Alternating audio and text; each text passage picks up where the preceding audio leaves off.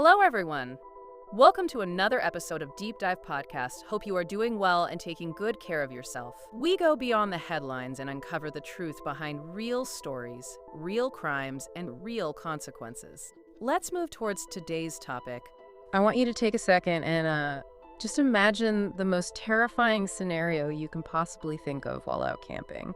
Oh, And we aren't talking about, a pleasant summer forest where a raccoon steals your cooler. right. A little different. I want you to picture the visceral reality of February 1959 deep in the frozen wilderness of the Ural Mountains.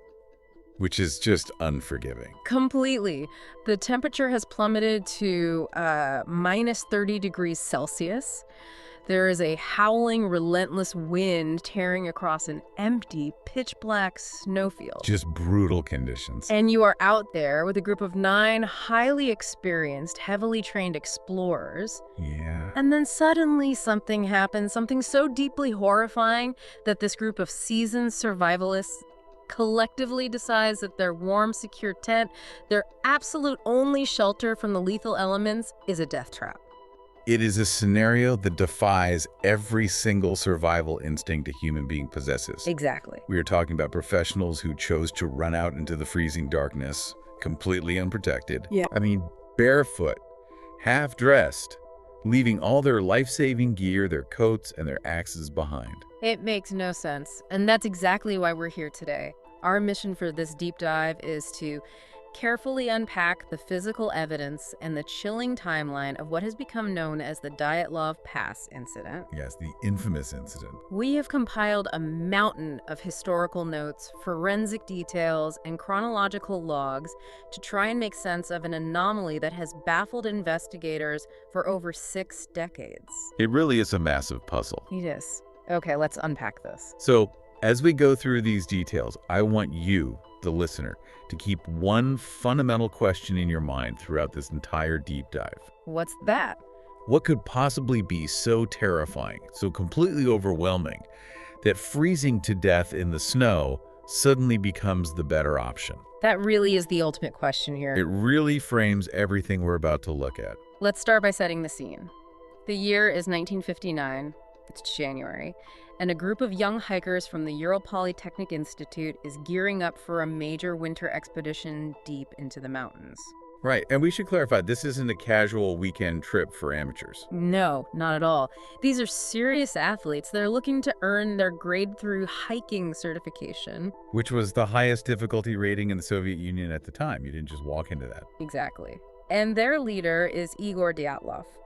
He's 23 years old, an incredibly skilled mountaineer, wildly confident, and deeply respected by everyone on his team. He was definitely the undisputed leader. Right. They have a clear, ambitious goal to reach Otorten Mountain. But to get to that destination, their route forces them to cross a very specific remote mountain slope called Kholat Syakhl. Kholat Syakhl is a name given by the indigenous Mansi people of the region. And the translation of that name is absolutely chilling. Yeah, it really is. In the Mansi language, it translates directly to the Mountain of the Dead. Which sounds like something straight out of a horror movie. But the hikers, they actually laughed it off. They were young, they were strong, and to them, this ominous local legend was just adding flavor to their adventure. Just a spooky campfire story. Exactly. It was just going to be another cool story to tell their friends when they got back home. If we connect this to the bigger picture, we see a recurring theme in the history of exploration. Oh, for sure. Nature and the people who have lived intimately with nature for generations often provide warnings. They encode the dangers of a landscape into the very names of the geography. Right. They're practically putting up a billboard. But confident modern explorers frequently ignore these warnings. They treat them as mere superstition rather than practical historical data. It's the hubris of the modern explorer. That confidence definitely pushed them forward. But there was one member of the group who wouldn't make it to that slope. The sole survivor. Yes, a student named Yuri Yudin. He fell sick with dysentery very early in the trip. His illness forced him to turn back. Which was incredibly fortunate for him. Right, because of that completely random stroke of bad luck, or incredibly good luck, depending on how you look at it, he became the only survivor of the entire expedition. The only one who lived to tell any part of the story. For the remaining 9 hikers, their path just led deeper and deeper into the silent, isolated mountains. They were walking into a night that would eventually become a dark legend. And one of the most tragic aspects of this story is that we actually have a visual record of their journey, right up until the end. Yes, the cameras. The group was carrying cameras, and the rolls of film recovered later give us a really heartbreaking look into their final days. It's eerie looking at those. It really is. When you look at the descriptions of these photos, they are full of life. The hikers are smiling, they're laughing. Yeah, they're playing around in the deep snow. Exactly, building fires, cooking their meals, and just genuinely enjoying the stark beauty of the winter landscape. There is absolutely nothing in those early pictures that suggests any kind of fear or looming danger. The psychological baseline of the group was incredibly positive. Very much so. They were relaxed, they were in their element, they weren't fighting or suffering from extreme fatigue yet. But then we get to the final photograph taken by the group, and it is a complete anomaly. It really stands out. It's wildly disturbing compared to the rest. The image is incredibly blurry, it's dark. When investigators analyze it, it's totally polarizing. People see very different things in it. Right. Some look at it and see a shadowy, indistinct shape moving in the distance through the snow. Others look at the exact same photo and argue it's just a camera mistake, a double exposure, or a smudge of snow on the lens. It is the ultimate Rorschach test for this historical mystery. That's a great way to put it. But regardless of what that blurry shape might be, the image itself serves as this grim dividing line. Because after that strange, dark photograph was snapped, there are no more pictures. The visual record simply ends in silence. It just stops completely. Here's where it gets really interesting. Let's look at their tactical decisions on the ground. On February 1st, the group finally reaches the slopes of Kholat Syakhl, the Mountain of the Dead. Their final campsite. And they make a campsite decision that has baffled mountaineers ever since. Instead of heading down to the tree line, into the shelter of the forest below, where they would have natural protection from the elements, they choose to pitch their tent directly on the open, exposed mountainside. Which is crazy. There are no trees. There is zero protection from the brutal wind. It is just a vast expanse of snow and darkness. From a purely survival standpoint, it was an incredibly risky choice. The wind at that elevation on a completely bare slope is punishing. So why do it? Some analysts suggest Dyatlov did it to practice camping in exposed alpine conditions, or simply because he didn't want to lose the altitude they had gained that day. It makes sense from an athletic standpoint. But they dug into the snow slope to create a flat platform for the tent. And the forensic timeline shows us that once the tent was up, a sense of normalcy returned. They settled in for the night. Right. The physical evidence inside the tent paints a picture of a calm evening. They took their heavy winter boots off, they hung up their wet clothes to dry out. Normal camping behavior. Exactly. They even sat there writing mundane notes in their journals. They had a satirical newspaper they were putting together for fun. Just hanging out. Everything suggests they were settling down to sleep, perfectly unbothered, while the wind screamed across the mountain outside. The temperature was still dropping, but inside they felt secure. Until somewhere in that endless white darkness, something changed. Something woke them up. And whatever it was, it incited a level of sheer, unadulterated panic that is almost impossible to comprehend. When investigators eventually found the tent, the condition it was in was shocking. Truly shocking. You would think if you needed to leave a tent in a hurry, you would untie the flaps at the front and run out. Like anyone normally would. But they didn't do that.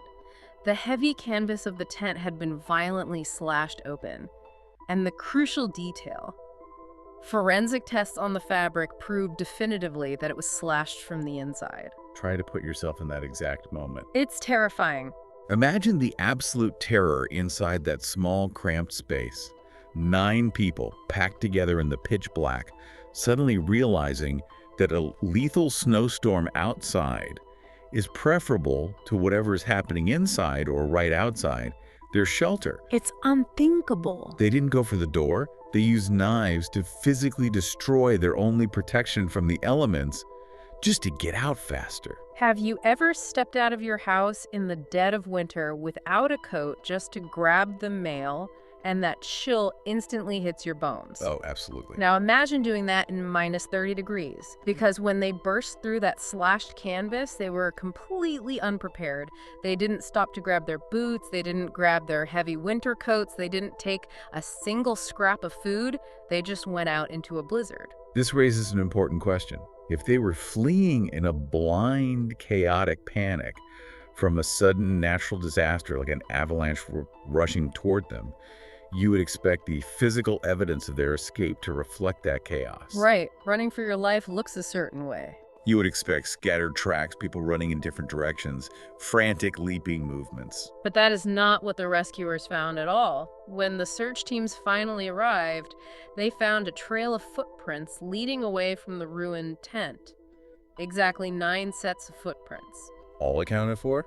But the tracks showed people who were barefoot, or wearing only a single sock, or at most just their light indoor slippers. And the bizarre detail that completely contradicts the idea of a panicked stampede. The footprints showed them walking slowly down the mountain. Walking slowly. They were moving in a deliberate, orderly group for over a kilometer. In minus 30 degrees. They were heading down toward the dark forest at the base of the mountain. The stride length and the depth of the impressions in the snow crest indicated a slow, careful pace. It doesn't make sense. It's a paradox. It is almost as if they were trying to stay quiet, as if they were terrified that something might hear them if they moved too fast or made too much noise. It's a terrifying image. 9 people freezing to death with every single step, but forcing themselves to walk slowly. And what were they running from? That's the thing. Right. The search teams scoured the area. There were absolutely 0 footprints from attackers. There were no tracks from wild animals. There was no sign of a struggle in the snow around the tent. There were just the hikers moving away from something that managed to leave no trace whatsoever. Exactly. They were fleeing a phantom, or at least something that didn't interact with the physical environment in a way we would conventionally expect. The trail of slow footprints eventually led the rescuers to the edge of the forest. And this is where the macabre discoveries begin. The first of many. The first bodies they found were 2 hikers, Yuri Doroshenko and Yuri Krivonichenko. They were lying beneath the sprawling branches of a large cedar tree. Nearby, investigators found the scattered ash remains of a very small, desperate fire. But the fire wasn't the most alarming clue at that location. What was it? The investigators looked up at the cedar tree itself. The branches of this massive tree were broken, and not just near the bottom. The branches had been snapped off all the way up to 5 meters high. That is so high up. And forensic analysis of the bark found skin and blood embedded in the wood.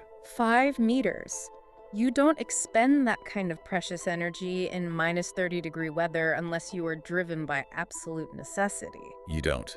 It indicates that one or both of these men climbed that tree in a state of total desperation. To escape something. They may have been trying to climb out of reach of something on the ground. Or, more likely, they climbed up that high to get a vantage point, to look back up the dark slope toward their abandoned tent to see if whatever drove them out was following them down the mountain. And it seems like at some point, a few of them decided that staying in the forest wasn't going to work and they had to try and get back to the supplies. Between that cedar tree and the slashed tent up on the slope, searchers found 3 more bodies. It was the leader, Igor Dyatlov, along with Zenaida Kolmogorova and Rustem Slobodin. The spatial arrangement of their bodies told a very clear, very tragic story regarding the dynamics of severe hypothermia. Right, they were the returners. Based on how they were positioned in the snow, the direction they were facing, and how they had fallen, it was undeniable that they were trying to fight their way back up the mountain To safety. to the tent. But the cold was just too much. They collapsed in the snow, one after another, at different distances from the tree. It highlights a grim calculation they must have made. They realized that the threat of the freezing cold had surpassed the threat of whatever chased them out in the first place. But it was too late. But by then, their bodies were succumbing. And we need to talk about the physical state of some of these bodies because it brings up a fascinating, albeit grim, medical phenomenon called paradoxical undressing. Oh, right. Because some of the bodies were found partially unclothed, which fueled all sorts of wild theories about madness or foul play. Exactly. To the untrained eye, it looks like madness. But physiologically, in the final stages of hypothermia, the muscles that contract the body's blood vessels become exhausted and fail. So what happens? Suddenly, a rush of warm blood floods the extremities. The victims, who are freezing to death, suddenly feel like they are burning alive. That is horrible. Their confused brains tell them they are overheating, so they tear off their clothes in the snow. It's a tragic biological misfire that explains some of the most bizarre scenes rescuers found. That makes so much sense, demystifying a detail that otherwise sounds like pure horror. But the mysteries don't stop there. At this point, 5 hikers have been found. But it took an agonizing 2 more months before the thick winter snows receded enough to reveal the final 4 members of the expedition. Hidden under all that snow. They were found buried deep in a ravine further into the woods. So after being buried that long, what did the autopsies actually reveal?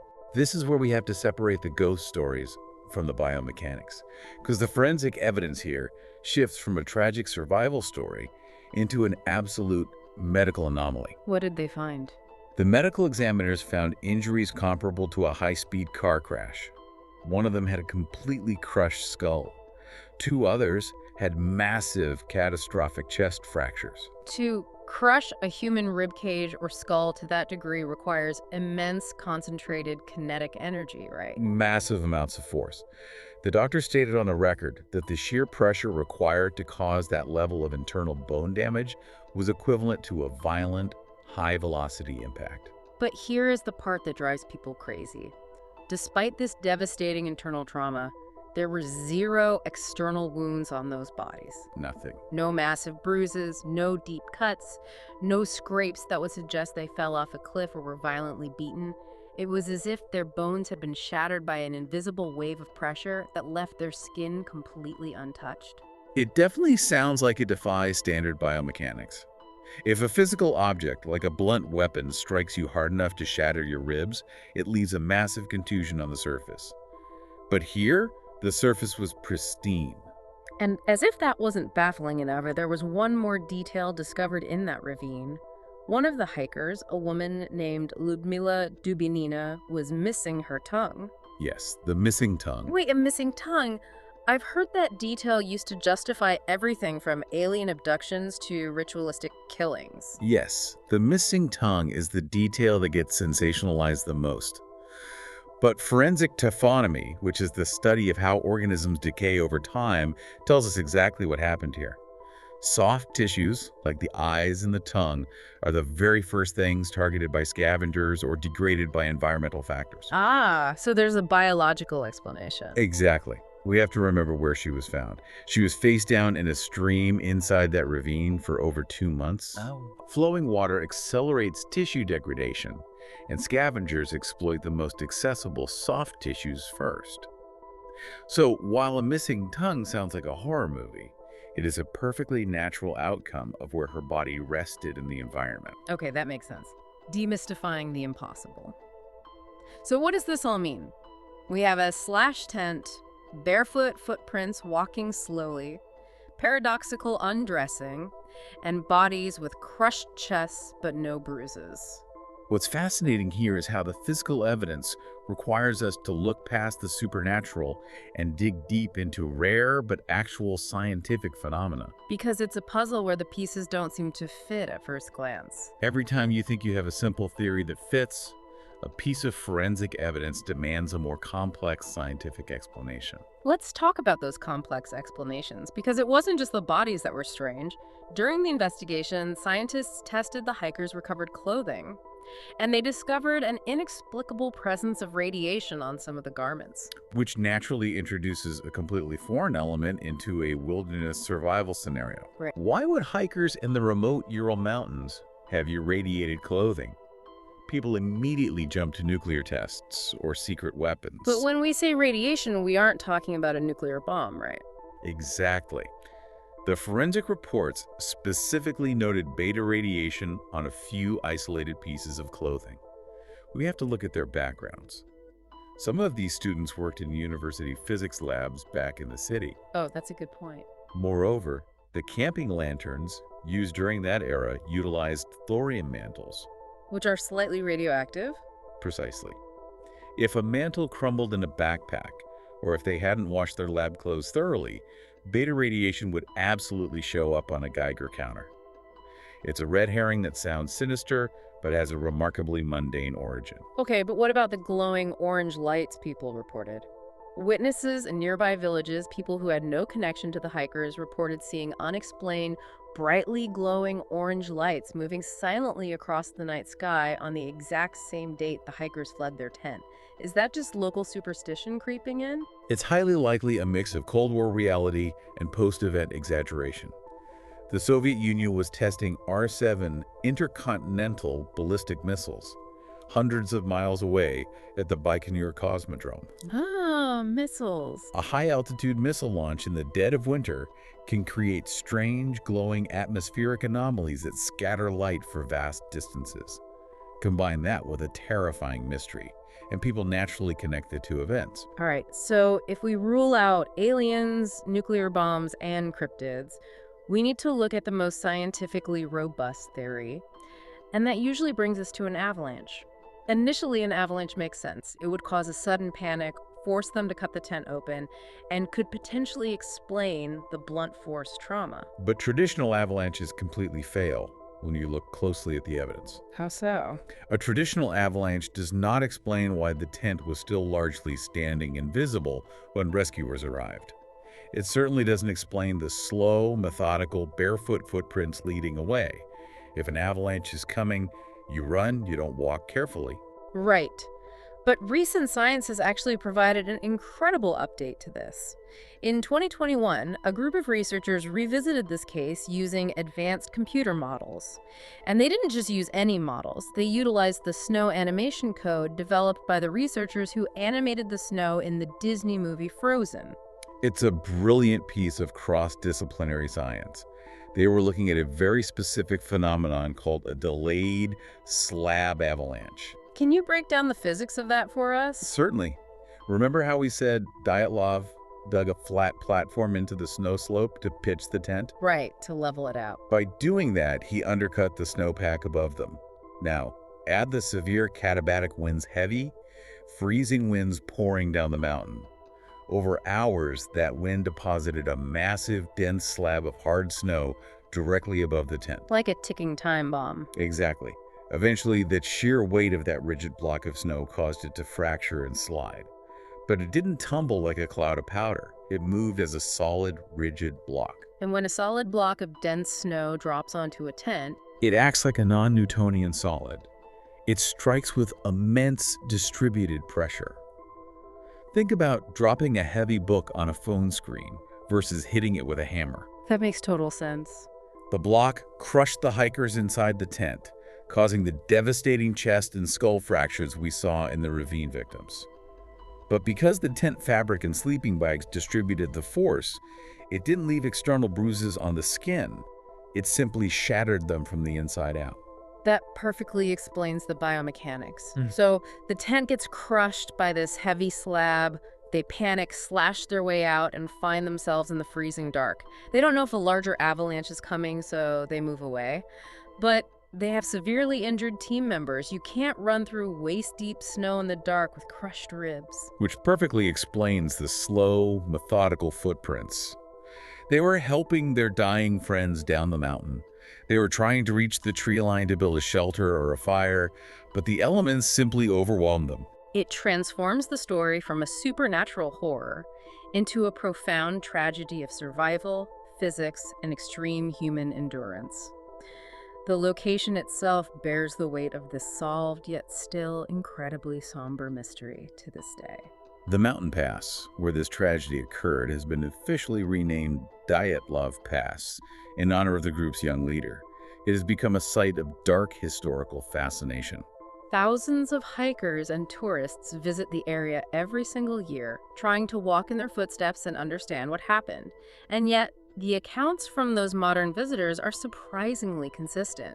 Many people who trek up to that exposed slope report that the place feels fundamentally different.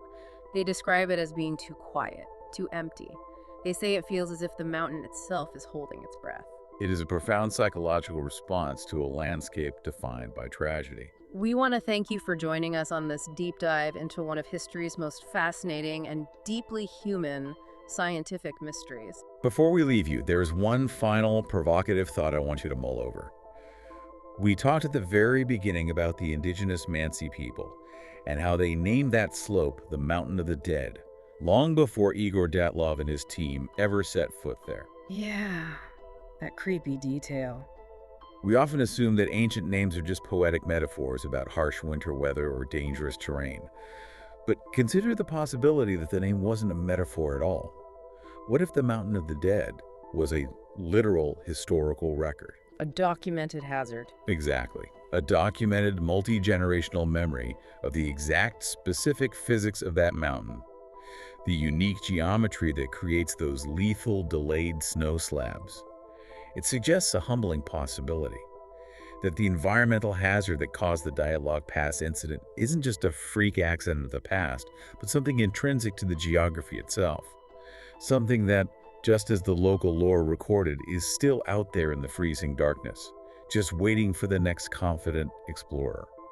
This was all for today. Stay happy, stay safe, comment your views down below, and don't forget to like, share, and subscribe to our channel. See you next time with another story in Deep Dive.